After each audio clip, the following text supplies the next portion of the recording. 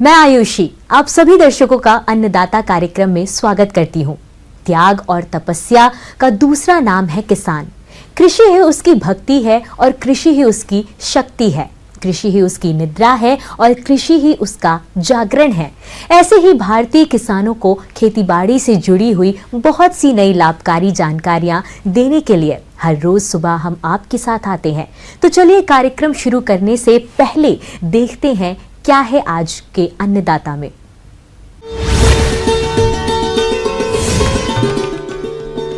बटेर पालन करके कमाएं अच्छी आय।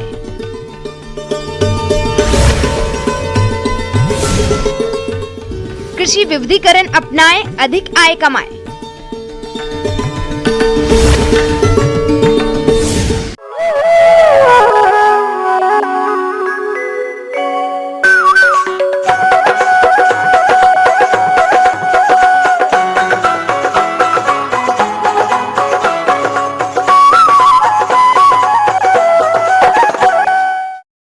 बटेर पालन मुर्गी पालन की भांति किए जाने वाला व्यवसाय है और इस व्यवसाय में मुर्गी पालन की अपेक्षा जोखिम कम रहता है। इसीलिए किसानों के बीच बटेर पालन तेजी से लोकप्रिय होता जा रहा है। अगर आप भी इस व्यवसाय को करना चाहते हैं तो किन किन बातों का खास ध्यान दें, इस बारे में बता रहे हैं डॉक्टर प्रमोद कुमार।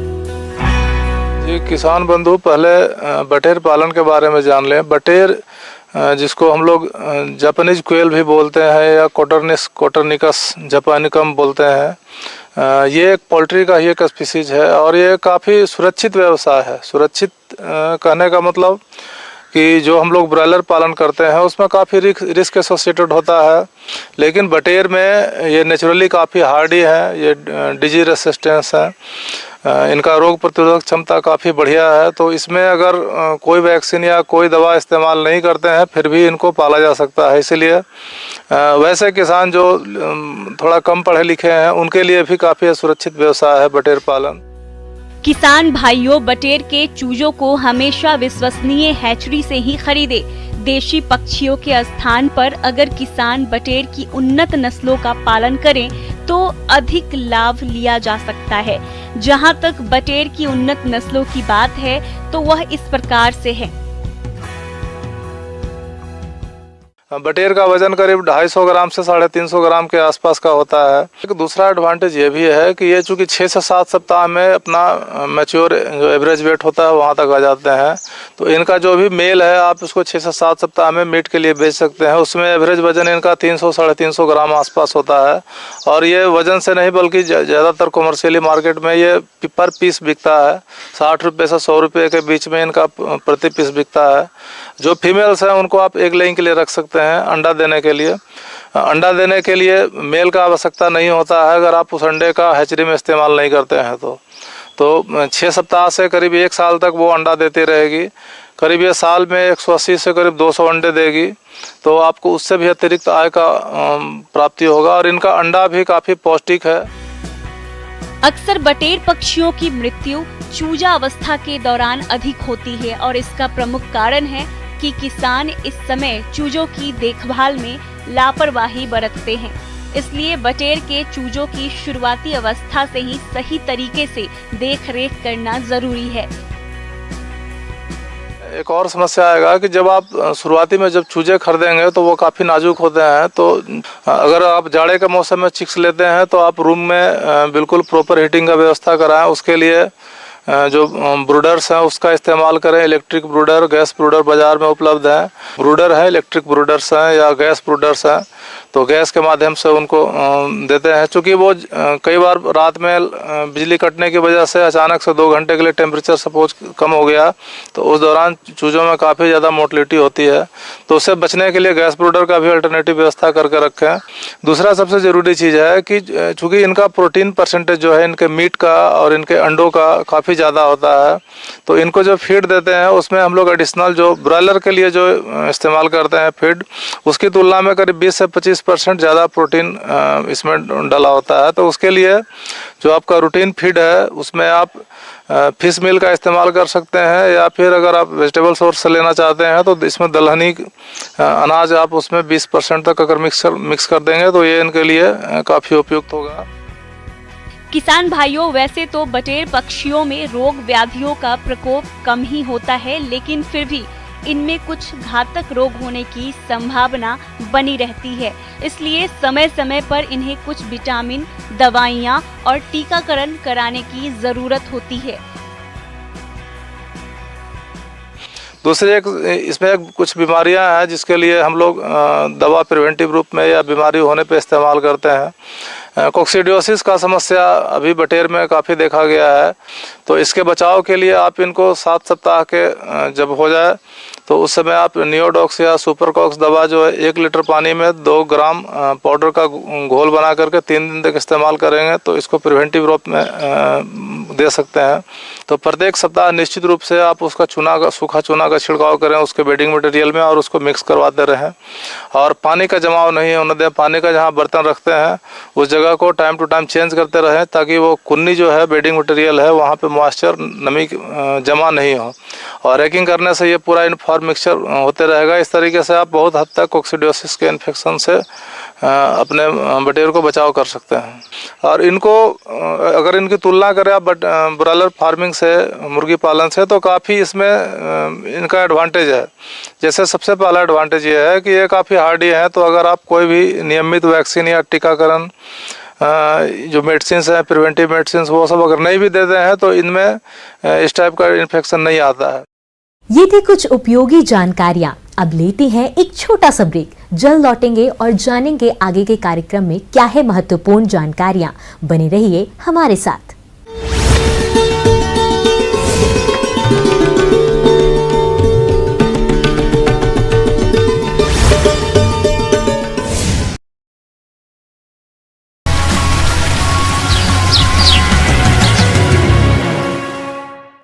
ब्रेक के बाद आप सभी दर्शकों का स्वागत है। चलिए अब रुख करते हैं अगली कड़ी की ओर।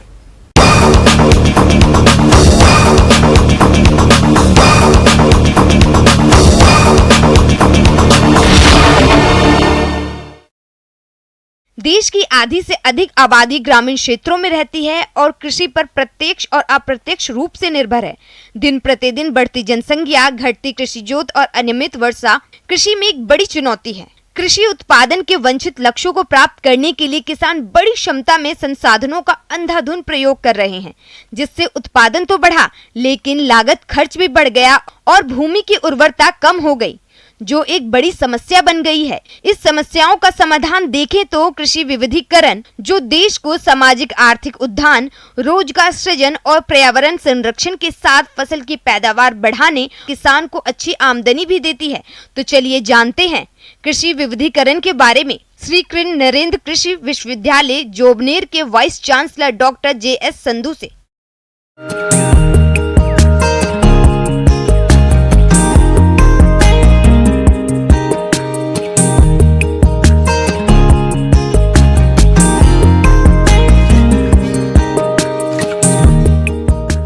कृषि है वो वर्षा जल पर आधारित है, और वर्षा यहाँ पर है अगर जून, जुलाई, अगस्त और सितंबर 4 महीने में अगर बारिश आ गई आगे, अदरवाइज साल भर में बीच बीच में कभी एक आध बार होती है। और वो 4 महीने में भी अब जलवायु परिवर्तन के कारण 1 या 2 ऐसी भारी बारिश होती है, उसके बाद पानी बह के चला जाता है। और हमने सबसे पहले इस जो हमारा हमने जो गार्डन बना रखा है इसमें पूर्णतः हमने वर्षा जल आधारित है, और वो वर्षा जल एकत्रित करने के बाद में उसका कैसे समुचित उसका उपयोग करना है। पर ड्रॉप मोर क्रॉप जो माननीय प्रधानमंत्री साहब कहते हैं। आपको दिखाएं कि ये जामुन का पेड़ है, आपके सामने दिख रहा है। नीचे हमने सौंफ उगा रखी है, बीच में हमने पालक उगा रखी है, उसमें धनिया उगा रखा है। इसी प्रकार बीच बीच में हमारे जो फ्लोरिकल्चर के फूल हैं, इस तरह से अलग अलग पेड़ों के नीचे, क्योंकि पानी हम इनको देते हैं सर्दियों में, वो पानी तो देना ही देना है, और पौधे भी हमारे बढ़ रहे हैं और हमें ये सारा जो है इसका जो है पूरा फ़ायदा मिलेगा। और सबसे अच्छी बात है कि हमने यहाँ पर बी कीपिंग जो हनी बी वो रख रखी है और उनके लिए साल भर फूल कैसे मिले उसका पूरा प्रबंध हमने इस गार्डन में कर रखा है, ताकि उन मधुमक्खी को बाहर कहीं ज़्यादा दूर तक ना जाना पड़े और उनको भरपूर फूल मिलते रहें। और वो क्योंकि गर्मियों के अंदर सर्दियों के अंदर फूल कम हो जाते तो उनको परेशानी होती है, उनको शिफ्ट करना पड़ता है, जहाँ दूसरी डाइट पर रखना पड़ता है। कृषि विविधीकरण से किसानों की बढ़ेगी आय। कृषि विविधीकरण में विभिन्न कृषि गतिविधियों जैसे खेती के साथ बागवानी, दुधारू पशुओं का पालन, मुर्गी पालन, बकरी, भेड़ पालन, खरगोश पालन, मधुमक्खी पालन, मछली पालन को मिलाकर किया जाता है। विविधीकरण कृषि आय को बढ़ाने के लिए एक आवश्यक रणनीति है जो फसल की खराबी के जोखिम को कम करती है और विदेशी मुद्रा कमाने में मदद भी करती है। कृषि विविधीकरण की आवश्यकता आजीविका को धारणीय बनाने के लिए कृषि का विविधीकरण आवश्यक है। ग्रामीण क्षेत्र से निर्धनता उन्मूलन के लिए भी विविधीकरण आवश्यक है। कृषि में जोखिम कम करने के लिए कृषि विविधीकरण जरूरी है। और आपको मैं बताऊं कि ये आप जो देख रहे हैं नीम का पेड़ है, उसके साथ में नीम ग्लोए हमने लगा रखे हैं। और ये नीम ग्लोए जो है क्योंकि कोविड के दौरान तो बहुत इनकी मांग रही और ये एक तरह का हमारा जो है यहाँ पर पूरे गार्डन में जो भी पौधा है उसमें कोई ना कोई चीज़ प्लस है। अगर जहाँ कोई बेल हमने लगा रखी है, जहाँ कुछ ये लगा रखा है, जहाँ उसके नीचे कुछ ग्रो कर रखा है, इस तरह से टोटल जो है हमारी ये जो खेती है, जहाँ कोई पौधे हैं जो लॉन्ग टर्म जो का भी फ्रूट नहीं आना है, उनके साथ हम दूसरी फसल तब तक लें जब तक वो पहले वाली अपने फल नहीं देने लगती है।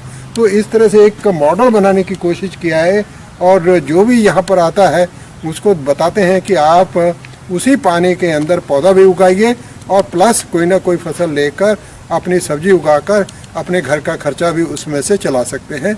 ये एक तरह का मॉडल करने की कोशिश किया है और अलग अलग तरह के पौधे हमने इस पूरे जो बगीचे में लगाए हैं और अलग अलग क्योंकि अलग अलग टाइम पर फूल आते हैं, अलग अलग उन पे फल आता है और ये पूरा जो है एक तरह का डाइवर्सिफाइड अपना बाग है जिसमें हम कोशिश कर रहे हैं कि ये सब सी वातावरण में स्टडी होंगे, आने वाले टाइम पर इनकी महत्ता और भी बढ़ने वाली है।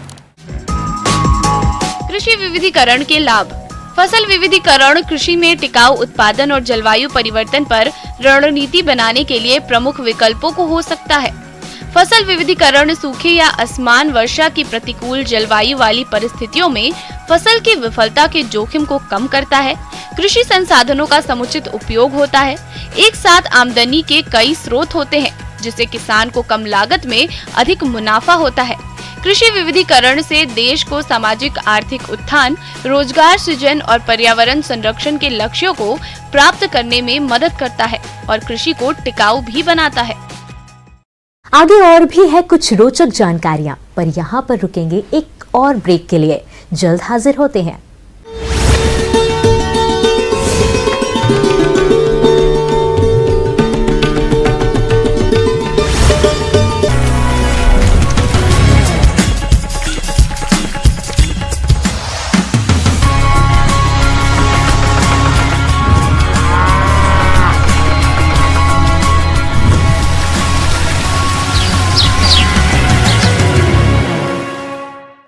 ब्रेक के बाद एक बार फिर से आप सभी दर्शकों का अन्नदाता कार्यक्रम में स्वागत है।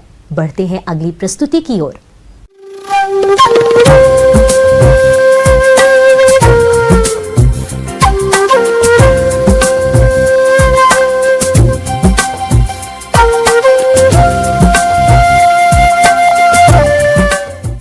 मौसम के अनुसार प्रबंधनों पर ही टिकी है आपकी खेती-बाड़ी, इसलिए मौसम पूर्वानुमान और उस पर आधारित साप्ताहिक कृषि सलाह इस प्रकार है।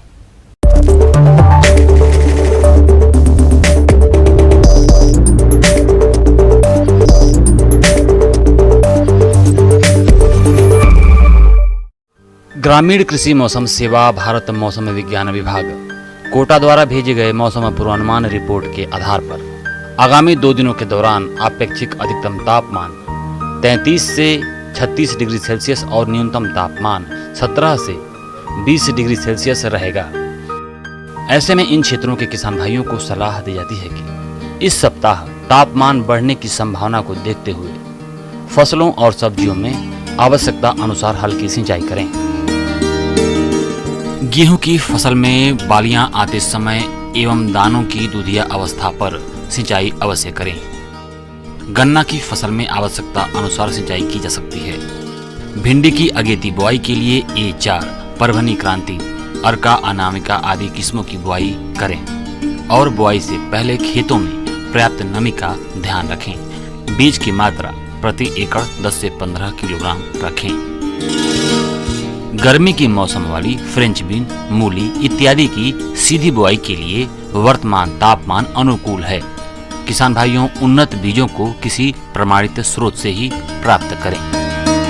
मूंग और उड़द की फसलों की मार्च में बुआई के लिए किसान भाई किसी प्रमाणित स्रोत से उन्नत बीजों का संग्रह करें।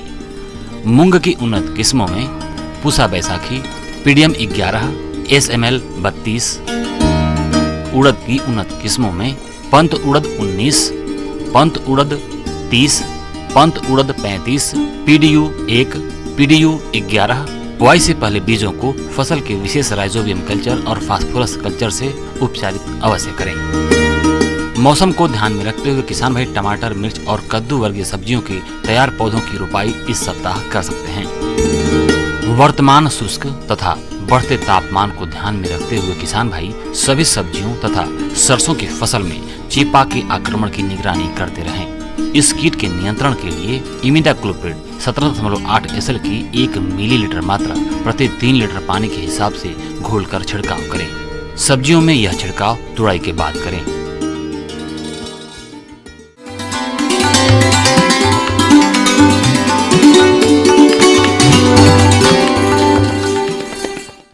अन्नदाता हेल्पलाइन निशुल्क फोन संपर्क सेवा के माध्यम से आपके द्वारा पूछी गई समस्याओं में से 1 या 2 महत्वपूर्ण समस्याओं को हम अपने कार्यक्रम में शामिल करते हैं। इसी के तहत आज की चयनित समस्या और उसका जवाब इस प्रकार है। अन्नदाता निशुल्क फोन संपर्क सेवा के माध्यम से पूछे गए प्रश्नों में से आज हमने जिस प्रश्न को कार्यक्रम में शामिल किया है उसे पूछा है ग्राम संगरिया, जिला हनुमानगढ़ के कृषक राजेश कुमार ने। ये सरसों की फसल में कीट और रोग नियंत्रण के बारे में जानकारी चाहते हैं। तो राजेश कुमार जी, आपकी जानकारी के लिए प्रस्तुत है कार्यक्रम का ये अंश।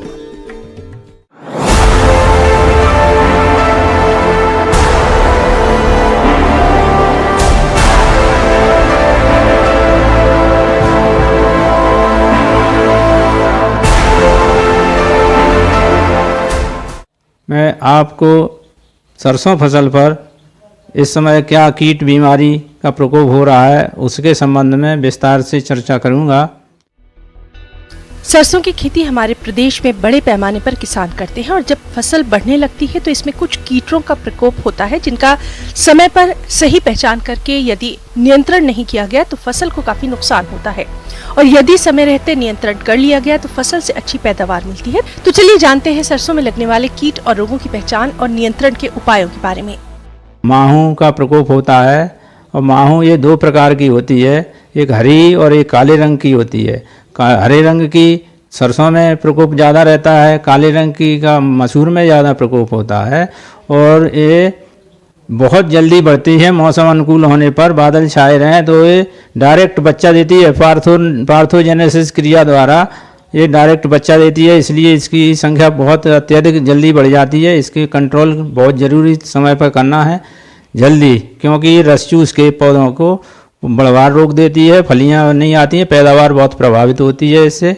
इसके रोकथाम के लिए जैविक में ग्रीस लगाएं, पीला बोर्ड लगाएं जिससे उस पर चिपक जाए और नीम का ऑयल का स्प्रे करें।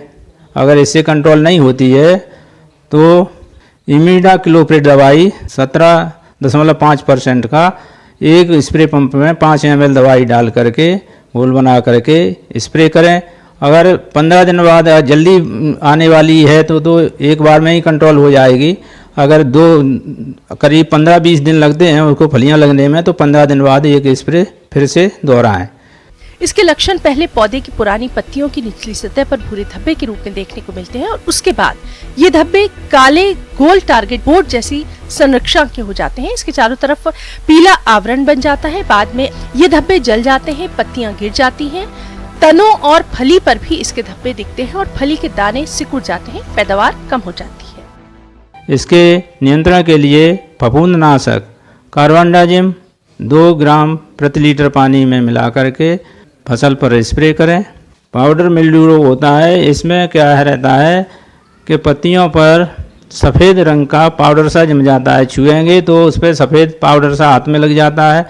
इससे क्या होता है कि प्रकाश संश्लेषण की क्रिया प्रभावित होती है, पौधा पर्याप्त मात्रा में भोजन नहीं बना पाता है, इसलिए फलियां कम लगती हैं, दाने नहीं सही से भर पाते हैं। इसके नियंत्रण के लिए किसानों भाइयों से निवेदन है कि 2% सल्फर का घोल का छिड़काव कर दें। समय रहते स्प्रे होने पर रोग कंट्रोल हो जाता है, जिससे कि फसल की पैदावार अच्छी मिल जाए, आपको नुकसान नहीं हो। एक और इसमें रोग होता है सरसों में सफ़ेद रतुआ में दाने समय पर नहीं भर पाते हैं, इसलिए इसका समय रहते रोग का नियंत्रण किया जाए तो फसल की पैदावार अच्छी मिलती है। इसके नियंत्रण के लिए फफूंद जनित रोग है, फसल चक्र अपनाएं और सरसों में सल्फर का प्रयोग करें।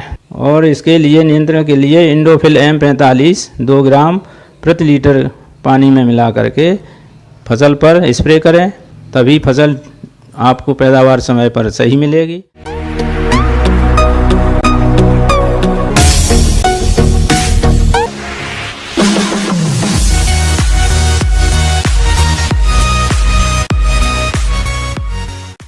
राज्य की विभिन्न मंडियों में कृषि उत्पादों के चढ़ते उतरते बाजार भाव की संक्षिप्त जानकारी इस प्रकार है।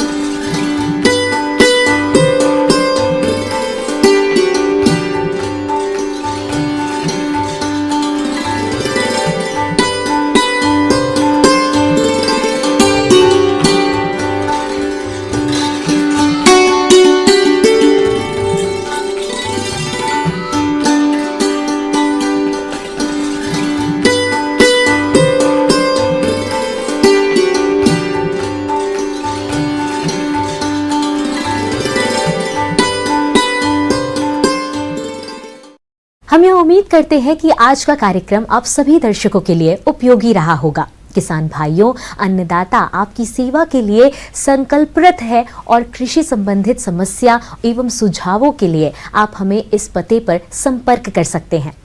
प्रोड्यूसर अन्नदाता news 18 Rajasthan, Ramoji film city, Hyderabad 501512। साथ ही आप हमें ईमेल भी कर सकते हैं। हमारा ईमेल है p18annadatarajasthan@nw18.com। इसके अतिरिक्त आप हमें निशुल्क हेल्पलाइन नंबर 1800889216 पर सोमवार से शनिवार सुबह 10 से शाम 4 बजे के बीच संपर्क कर सकते हैं। फिलहाल अन्नदाता की पूरी टीम को इजाजत दीजिए। कल फिर इसी समय आपसे मुलाकात होगी कृषि संबंधित कुछ और महत्वपूर्ण जानकारियों के साथ। नमस्कार।